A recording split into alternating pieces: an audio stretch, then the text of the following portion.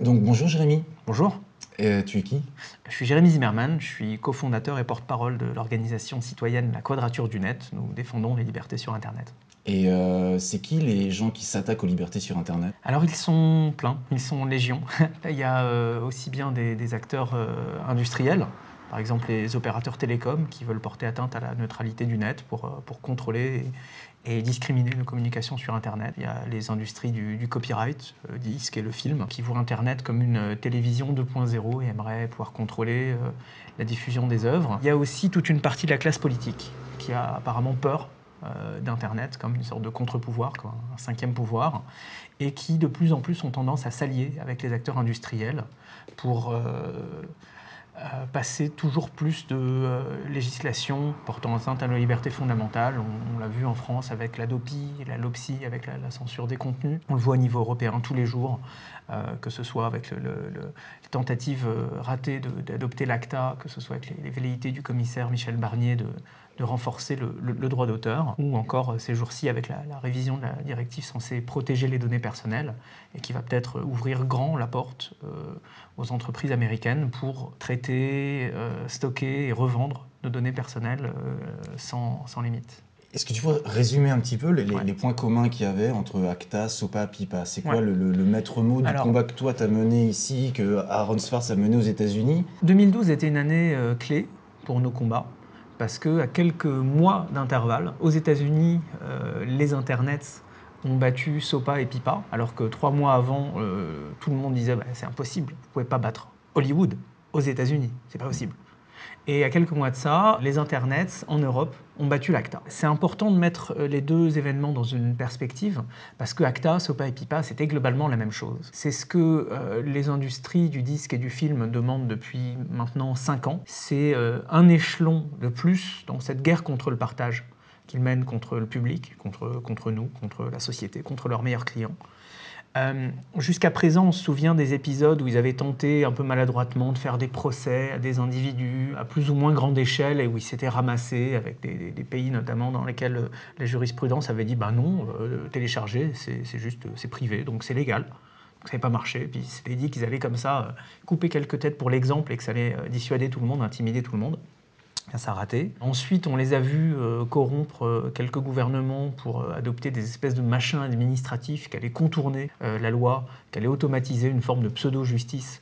Et c'était par exemple l'Adopi en France. Ben là aussi, échec total, le Conseil constitutionnel qui dit qu'Adopi viole la liberté d'expression. Une espèce d'Adopi 2 rafistolé à la hâte qui coûte 12 millions d'euros par an et qui n'a jamais condamné personne. ACTA, SOPA, c'est l'étape d'après. L'étape d'après, on se dit voilà, après avoir tenté d'attaquer les gens au bout du réseau, après avoir tenté d'automatiser l'attaque des gens au bout du réseau, comme ça ne marche pas, on va maintenant mettre la répression au cœur du réseau. Et le principe commun à ces textes, c'est de dire les intermédiaires techniques de l'Internet, donc aussi bien le fournisseur d'accès comme Orange ou Free, ou un fournisseur de services comme un YouTube ou un Facebook ou un Google, vont devoir, eux, prendre des mesures préventives pour empêcher aux gens de partager des fichiers, pour empêcher le partage de la culture.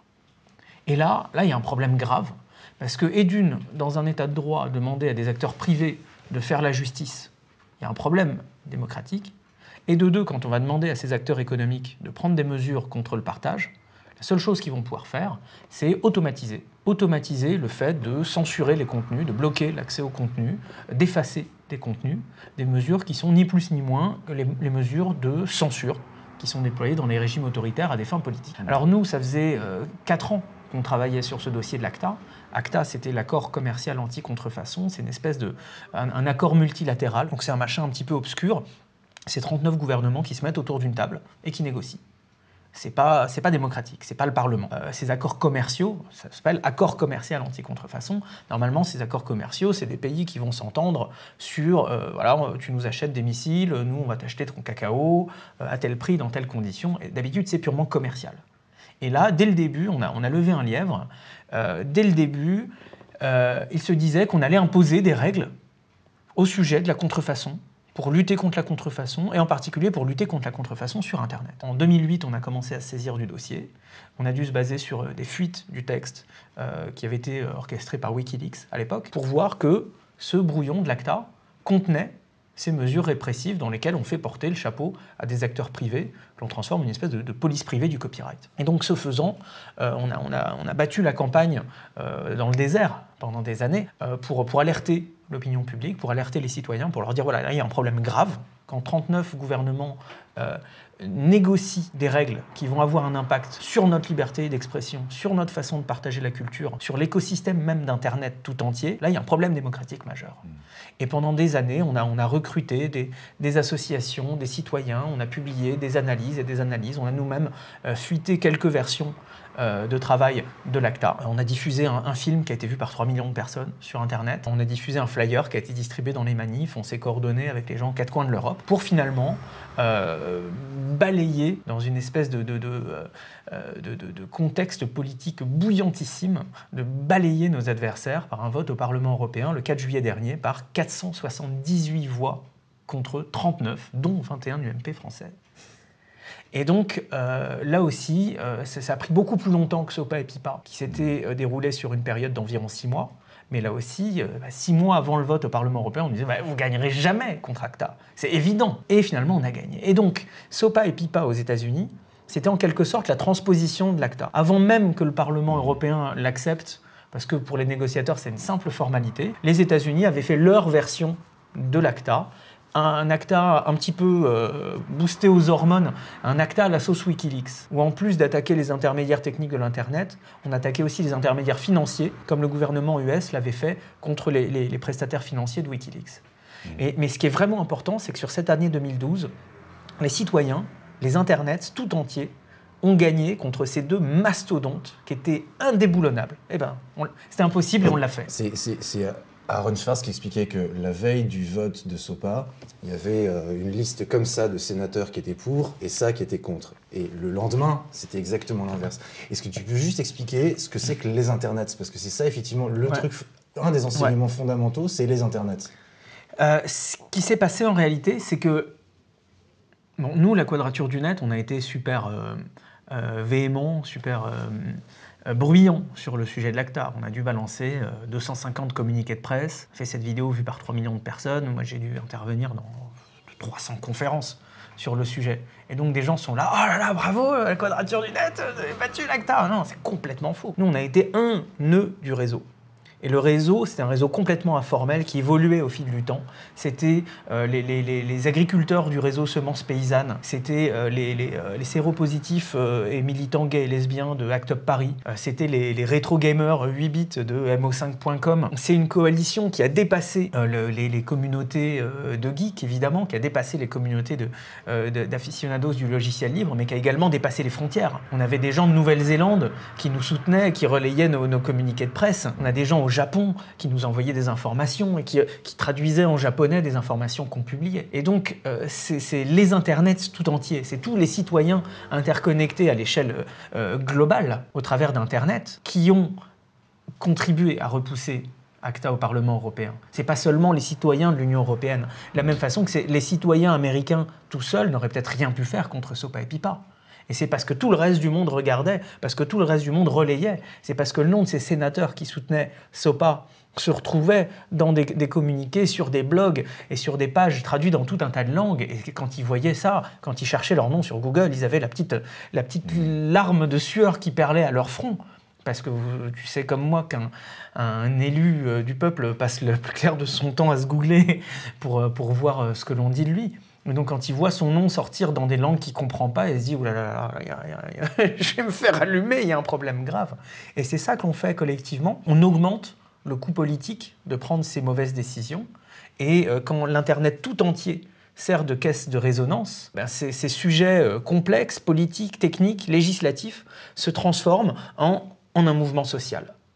En un mouvement social qui crée un momentum politique. Et ce momentum politique balaye les lobbies de l'industrie.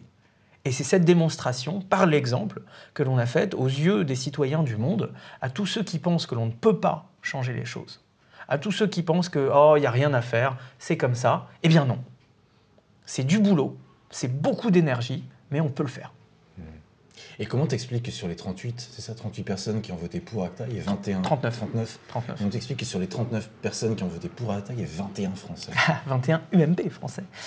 C'est en grande partie, il faut lui rendre ça, dû à l'activisme forcené de Marielle Gallo, épouse de Max et eurodéputée élue sur cette liste de la gauche, de la droite de, comment ça s'appelle, la nouvelle gauche, la gauche moderne, voilà, le truc, le machin de Bockel. Bon, historiquement, il y avait Jacques Toubon qui était aussi un forcené que je qualifie de taliban du copyright, mais il n'est plus eurodéputé aujourd'hui. Jean-Marie Cavada, également au groupe UMP, et deux autres UMP français, était le carteron au propre de députés qui allaient convaincre tous leurs collègues que c'est très important, si on ne vote pas l'ACTA, on va tous mourir, on va perdre des jobs, etc. Enfin, il suffisait de regarder les documents envoyés par les lobbies hollywoodiens et les traduire en français pour savoir ce qu'ils disaient à leurs collègues. Et apparemment, la délégation française au Parlement européen a fait corps, au point quand même que le lendemain, Rachida Dati, interrogée sur le sujet, s'est sentie obligée de répondre « Ah ben non, moi je me suis abstenu, il y a peut-être eu un bug dans les machines de vote, je sais pas. » C'est Aaron Swartz qui expliquait que quand il a rencontré le sénateur qui avait proposé SOPA au pipa, je ne sais plus exactement, et quand le sénateur a vu que c'était Aaron Swartz, il a commencé à s'énerver, à piquer une colère monstre. Et c'était pour expliquer, mais on va contrôler Internet, je sais pas comment, mais on va contrôler Internet, regardez ce qu'ils font n'importe quoi. Enfin, c'est quelque chose de... ils perdent complètement leur sang-froid, on a l'impression que c'est complètement irrationnel, cette façon qu'ont des politiques ou qu'ont des industriels d'avoir peur de ce que tu appelles les internets, c'est d'avoir peur du fait qu'il y a des gens qui vont se permettre de partager ou qui vont se permettre de pouvoir lire des choses sans demander l'autorisation. Alors, bon, déjà, il faut se garder de toute généralisation. C'est vrai qu'il y a souvent une incompétence sur ces dossiers-là, mais pas tout le temps. Il y a aussi des politiques qui sont extrêmement compétents, comme Ron Wyden aux US sur SOPA et PIPA, comme Marietje Schaake, Françoise Castex, Amélie Andersdotter, ou d'autres au Parlement européen, comme Lionel Tardy et Christian Paul en France, par exemple. Donc, pas généralisé, parce qu'on a aussi des alliés parmi ces politiques. Ensuite, il y a, à mon avis, une petite minorité de corrompus. Ceux qui sont là pour servir les intérêts de tel groupe industriel et qui, quel que soit le contexte politique, quels que soient les arguments, iront, quoi qu'il arrive. Il y a aussi cette peut-être aussi petite minorité de ceux qui servent vraiment l'intérêt général, qui connaissent peut-être pas le dossier, mais qui sont prêts à apprendre et à qui on peut aller parler. Et ça, c'est très important, parce que ceux-là sont très souvent la clé dans le débat. Et entre les deux, il y a ceux qui ne savent pas bien. Il y a ceux qui s'en foutent. Il y a ceux qui sont sur d'autres dossiers. Et c'est normal. On ne peut pas exiger d'un député qui connaisse à la fois le nucléaire, la sécurité sociale, la culture, Internet, le permis à points, etc. Donc chacun a ses forces et ses faiblesses. Mais tout se joue à convaincre ceux qui sont au milieu, ceux qui ne savent pas. Et alors, il y a plein de biais psychologiques là-dedans. Effectivement, un lobby super installé va aller régulièrement les voir avec des jolis papiers dorés sur tranche qui vont leur remettre à la suite d'un bon repas. Ils vont se faire inviter à des avant-premières ou des trucs comme ça, ou dès qu'il y aura un discours, ils vont entendre que ce méchant Internet nous tue. Et ils vont quelque part rentrer dans ce moule, rentrer dans cette culture. Mais pas forcément parce qu'ils sont mauvais ou qu'ils sont corrompus. Juste, ils ne sont en contact que des gens qui leur racontent les mêmes sornettes. Et c'est là qu'on a un rôle à jouer.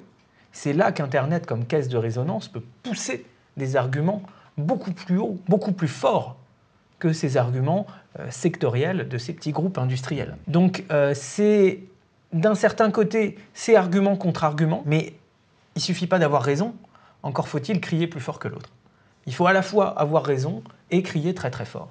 Et c'est pour ça que nous, on s'attache à la Quadrature du Net, à commencer tous nos dossiers par de l'analyse. Les trucs qui emmerdent la plupart des gens, que peu de gens vont lire au bout du compte, mais de cette analyse rigoureuse des textes de loi, après, on peut ensuite décliner des messages qui ont du sens politiquement. On fait du contexte politique en étant ancré dans l'analyse. Et c'est ce que l'on fait, c'est ce qu'on fait avec l'Internet tout entier. C'est ce qui s'est fait sur SOPA et PIPA aussi bien que sur ACTA. C'est ce qu'on fait avec les wikis. C'est ce qu'on fait avec les mailing lists, avec les canaux de discussion où on flame, où on troll. Tout ce que l'on analyse est public, tout est commentable et ouvert, tout est sur des wikis. Donc on s'assure d'avoir raison parce qu'on passe au travers de la polémique, parce qu'on est revu par nos pairs peer review, on se fait la revue collective les uns les autres des arguments que l'on pond.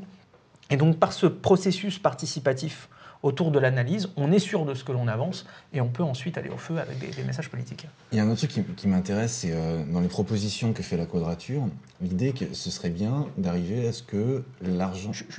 Juste un truc, parce qu'en fait j'ai oublié de répondre à ta question. Oui, c'est vrai, mais bon. Mais sur cette espèce de peur chronique de l'Internet, c'est vrai que ça existe. Et je pense justement que ça existe de la même façon chez certains politiques qui ont peur qu'Internet les empêche de se faire réélire, qui ont jusqu'à présent un plan de com tout tracé avec une boîte de com qui paye cher, avec des spots télé aux US, et en tout cas une stratégie électorale pour se faire réélire, point. Et qui, quand ils voient quelque chose d'autre apparaître, se disent « Oh là là, mon Dieu, ça pourrait ruiner mon plan ». Et ce réflexe-là, à mon avis, est le même que celui d'industriels qui étaient assis sur un tas d'or et se disaient « Bon, ben nous, on contrôle. Voilà.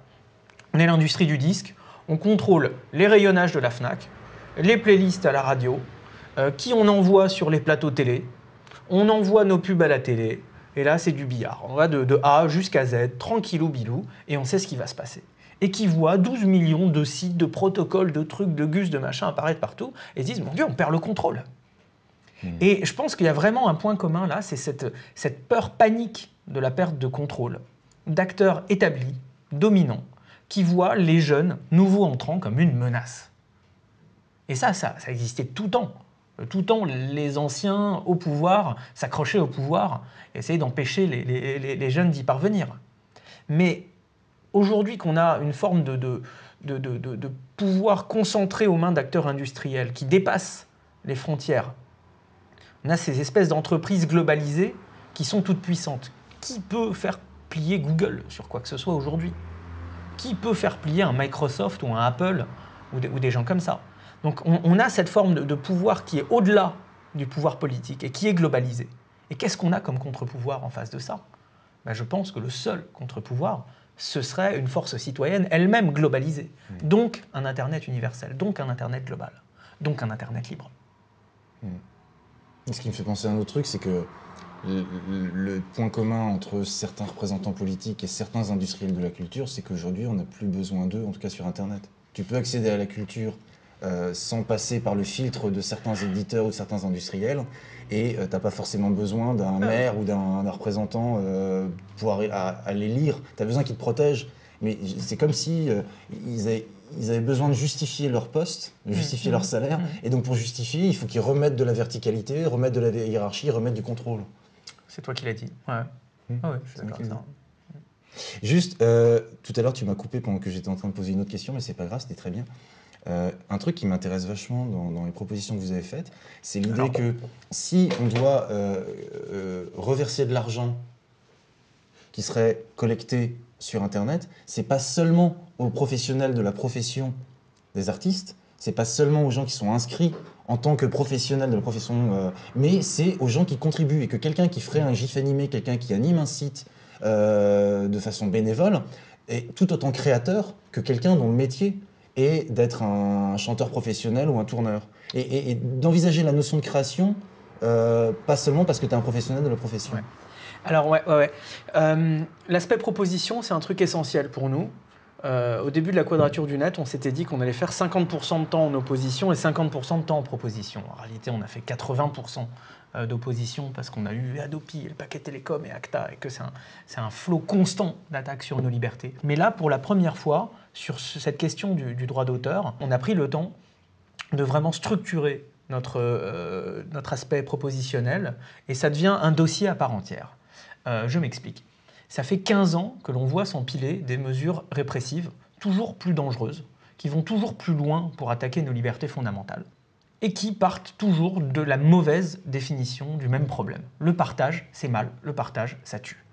Donc nous, ce que l'on dit, c'est qu'une fois pour toutes, il faut tordre le cou à ces mensonges, et qu'il faut mettre un terme à cette guerre contre le partage. Qu'il n'y ait pas le SOPA d'après, le ACTA d'après, la Adopi d'après, mais que l'on tourne la page et que l'on passe à autre chose. Et pour cela, on est obligé de regarder en face la façon dont la culture se fait aujourd'hui, dont la culture se crée, dont la culture se partage aujourd'hui. Et c'est ce que tu disais sur la redistribution des cartes entre les différents rôles. Les intermédiaires qui, hier, étaient tout puissants et faisaient tout, ben aujourd'hui, ils pourraient être réduits au stade de conseil. Ils pourraient accompagner les artistes pour des prestations qui seraient fixes et non pas pour 80% du produit des ventes. Et donc ça, c'est des choses qui pourraient évoluer. Mais nous, ce que l'on dit, c'est qu'avant tout, il faut regarder aujourd'hui à quoi ressemble notre culture. Et aujourd'hui, notre culture, elle est basée sur le partage, sur le remix, sur le copier-coller. Il suffit de regarder la moindre des plateformes de vidéos en ligne, il suffit de regarder même ce que les publicitaires eux-mêmes commencent à récupérer en sentant ce qu'ils estiment être l'air du temps, pour voir que le partage et le remix sont partout. Chacun aujourd'hui, avec un ordinateur à 100 € peut prendre des bouts de vidéo, les passer à l'envers, changer le son, rajouter quelque chose par-dessus, mettre une image drôle à la fin et changer le sens d'une œuvre et en faire son interprétation, en faire son œuvre. Ce n'est pas nécessairement une parodie qui est couverte par le droit d'auteur, ça peut être tout simplement un mode d'expression. Nous, on a fait une parodie de... Alors, il se trouve que c'était parodique, mais on a remixé Brasil de Terry Gilliam pour illustrer la Dopi. Eh bien, tu ne crois pas qu'on s'est fait censurer? Notre vidéo s'est fait retirer de la plateforme Vimeo, sans doute au nom du droit d'auteur. On a essayé, lettre d'avocat à l'appui, de faire remettre la vidéo. Eh bien, impossible. Donc, quand des pratiques culturelles qui aujourd'hui sont ultra répandues sont considérées comme illégales, le problème, ce n'est pas la pratique culturelle. Le problème, c'est la loi. C'est la loi qu'il faut changer. Donc au même titre que le remix est légitime et fait partie de notre culture aujourd'hui, enfin je veux dire, le début du hip-hop, c'était le début des années 80. Donc quand on dit aujourd'hui, ça fait juste depuis 30 ans. Au même titre que le remix fait partie de notre culture aujourd'hui, le partage est légitime. Et le partage, c'est pas Kim.com et les méga uploads qui se font du blé sur le dos de cette activité-là. Moi, je te parle du peer-to-peer. Je te parle de l'échange de disques durs ou de clés USB. Ce qui se faisait dans les cours de récréation, avec les cassettes avant. Ce qui s'est toujours fait. Ce qui s'est toujours fait. Quand un individu va voir un autre individu et lui dit « Hey, j'aime ça, j'ai envie de te le donner », c'est comme ça que la culture se propage. C'est comme ça qu'elle existe. La culture n'existe que si elle est partagée. Et à partir du moment où on a notre culture qui se fait comme ça, et c'est la réalité, et qu'on a une loi qui va toujours plus loin, se déconnecter de cette réalité, nous, ce que l'on dit, c'est simple, il faut changer la loi. Et donc, on a nos propositions sur le site de la Quadrature pour réformer le droit d'auteur et les politiques culturelles associées, dans lesquelles on dit, sans prendre de gants, on dit le partage d'œuvres numérisées entre individus et sans but de profit doit être légal. Point. Il y a au moins 3 façons différentes de faire ça en droit, on s'en fout, il faut que ce soit légal. Et là, on sonne la fin de la récré, c'est la fin de la guerre contre le partage, et là on peut réfléchir à d'autres choses. On peut réfléchir par exemple à comment collectivement financer la culture, financer la création.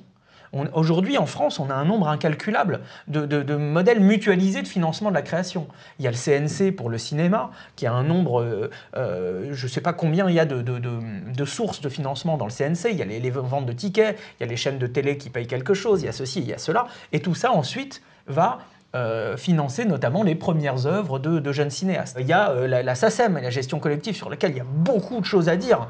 Le manque de transparence et les pratiques un petit peu mafieuses font qu'il y aurait vraiment besoin de gros coups de Karcher là-dedans. Mais sur le principe, c'est, je crois, 750 millions d'euros par an qui sont collectés par la SACEM et qui sont répartis de façon plus ou moins louche derrière. Il y a cette redevance pour copie privée, ou quand on achète à l'époque des cassettes vierges, et puis des CD vierges, et maintenant des DVD vierges, ou des clés USB, ou des disques durs vierges, on paye un montant qui ensuite doit être distribué. Et là encore, il y a des abus dans tous les sens, et il faudrait remettre tout ça à plat. Ce que je veux dire, c'est que un financement mutualisé de la création, c'est pas une idée farfelue. C'est pas un truc dingue, c'est pas le kolkhoz. Et nous, ce que l'on dit, c'est qu'un tel mécanisme de financement mutualisé de la création pourrait tout à fait coller à Internet et aux nouvelles pratiques culturelles. Si sur les accès au débit, on prélevait quelque chose de l'ordre de 2 à 10 euros par mois, et qui ensuite serait, par un autre organisme que celui qui collecte, pour être sûr qu'il n'y ait pas de conflit d'intérêts, réparti de façon transparente, en fonction de sondages qui seraient effectués à partir de données ouvertes, anonymisées et statistiques, on pourrait commencer par financer la musique, puis financer le cinéma, puis on pourrait financer la photographie qui se porte assez mal aujourd'hui. On pourrait comme ça financer la presse, on pourrait financer les blogs, etc., etc. Sauf que, au ministère de la Culture et dans les lobbies des industriels établis, on ne veut pas en entendre parler. Pourquoi ? Pour eux, cette contribution créative, c'est un gros mot. Parce que ça remet en cause le modèle établi. Tout simplement. Et parce que pour eux, le partage, ça reste le bouc émissaire idéal. C'est le prétexte qui justifie qu'ils peuvent toujours aller chouiner, demander une nouvelle loi, aller demander des crédits d'impôt et des ceci et des cela. Le grand méchant Internet, c'est devenu la chasse aux sorcières pour ces industries-là. Et ils sont tout puissants au ministère de la Culture. On voit ce jeu de chaises musicales qui fait que les membres d'un cabinet vont ensuite aller bosser dans les boîtes, qui vont ensuite se faire racheter par machin, qui vont ensuite envoyer des gens au cabinet, etc., etc. Et il y a un truc complètement consanguin et tout à fait malsain au ministère de la Culture aujourd'hui, exactement de la même façon que lors des précédentes législatures. En France en particulier, sur ces sujets-là, rien ne change, il y a une chape de plomb. Et s'il doit se passer quelque chose là-dessus, je te parie que ce sera dans d'autres pays. Ce sera peut-être dans d'autres pays d'Europe, peut-être aux Pays-Bas, peut-être en Allemagne, ce sera peut-être au Brésil, ce sera peut-être en Inde, je ne sais pas. Mais en France, on sera les derniers. On est vraiment dans cette configuration qui est très monarchique où tu as... oligarchique même. Oligarchique où tu as le peuple, et puis tu as ceux qui ont plus de droits que le peuple, parce qu'ils côtoient des artistes, parce qu'ils ont des invitations pour aller au ministère, parce qu'ils sont élus du peuple, et eux, ils ont le droit de parler, toi, tu as le droit de te taire. C'est ce que tu racontais tout à l'heure sur Minitel 2.0, sur le fait que l'Internet, le problème d'Internet, c'est que les gens s'expriment, et que c'est super flippant. C'est quand tu vas t'exprimer une fois tous les 5 ans au vote, ça va. Non, objectivement... Ou au supermarché pour acheter un disque. Objectivement, je pense que ça change énormément de choses à tous les niveaux de notre société que n'importe qui puisse dire n'importe quoi. Moi, je suis d'accord avec toi que c'est une bonne chose, mais ça change tout. Ça change la façon dont on fait l'actualité. Tu vois que maintenant, les journalistes, ils sont en train de se branler la nouille sur Twitter, et ils voient passer un truc sur Twitter, et ils en font une news, et ils sont plus à passer des coups de fil et à enquêter. Ça change la façon dont on fait la politique. Parce que là encore, les politiciens maintenant répondent sur Twitter lorsque quelqu'un va les houspiller ou quoi, et rentrent dans des jeux pas possibles et se font piéger comme ça. Et donc, on est dans une phase de transition où, parce que chacun a cette potentialité d'expression et de participation sur Internet, chacun tâtonne, apprend à s'en servir, au même titre que tous les acteurs de la société se prennent dans la gueule, comme une espèce de tsunami, cette nouvelle caractéristique. Et c'est pas aussi évident que de dire « Ah ben ça y est, maintenant tout le monde peut s'exprimer ». Non, tout le monde peut s'exprimer et il va falloir mettre en œuvre toutes les conditions, tous les moyens pour que l'on puisse intégrer cette nouvelle participation de chacun dans les processus politiques, dans les processus démocratiques et dans le fonctionnement de notre société. Et on n'a pas les réponses universelles à ça. Il va falloir expérimenter. Tout ce qu'on sait, c'est que il est du rôle des gouvernements et des pouvoirs publics de défendre nos libertés fondamentales sur Internet plutôt que les attaquer. Ça sonne comme une lapalissade. Mais au lieu de passer des adopies, des lopsies et des cochonneries dictées par des groupes industriels, ils devraient se demander comment garantir que chacun puisse s'exprimer, comment garantir que chacun puisse accéder à la culture et la partager, comment garantir que chacun puisse trouver sa place dans cette nouvelle société. Et c'est ça l'objet de nos propositions. On sonne l'alarme au pouvoir public en disant « Votez des textes, faites adopter des textes qui vont protéger nos libertés sur Internet, comme une législation protégeant la neutralité du net, comme la légalisation du partage non commercial entre individus. Parce qu'après, il sera trop tard. Parce que si vous laissez encore plus nos libertés se faire déconstruire, il sera trop tard pour les protéger, il n'y aura plus rien à protéger. » Et donc ça, c'est un message politique qui est, je pense, fort, universel, et que l'on se doit, en tant que citoyen amoureux de l'Internet, de porter. Et ça tient en 3 mots. Défendez nos libertés au lieu de les attaquer. C'est un truc que je comprends maintenant, que je n'avais pas compris auparavant, c'est que dans les années 90, quand l'Internet est arrivé, tout un chacun avait la possibilité de s'exprimer, c'était essentiellement par écrit. Et là, ce que tu es en train de défendre, et enfin pas que toi, mais ce que tu représentes, c'est la possibilité pour tout un chacun d'être créateur, de créer. De participer. Et en face, il y a des gens dont c'est le métier de vivre sur le dos des artistes et qui voient ça d'un très très mauvais œil, qu'il y a des gens qui ne soient pas des professionnels de la profession, qui eux aussi se permettent de créer. Bah, mets-toi à la place d'un éditocrate qui est payé pour donner son opinion, alors que chacun fait ça gratuitement maintenant. Tu te sentirais pas un peu menacé? C'est normal. Non, mais c'est normal. C'est normal, c'est compréhensible. L'élite. Maintenant, quand les conséquences de ce sentiment d'une élite d'être menacée, quand les conséquences sont des attaques sur nos libertés fondamentales, qui pourrait avoir un impact sur l'architecture même de ce réseau universel qu'on s'est crevé la paillasse à construire, là, on a un problème de société. Et là, il va falloir agir pour le régler. Merci. Je crois qu'on va se revoir. Quand tu veux. Ça marche. Il se lève et il part.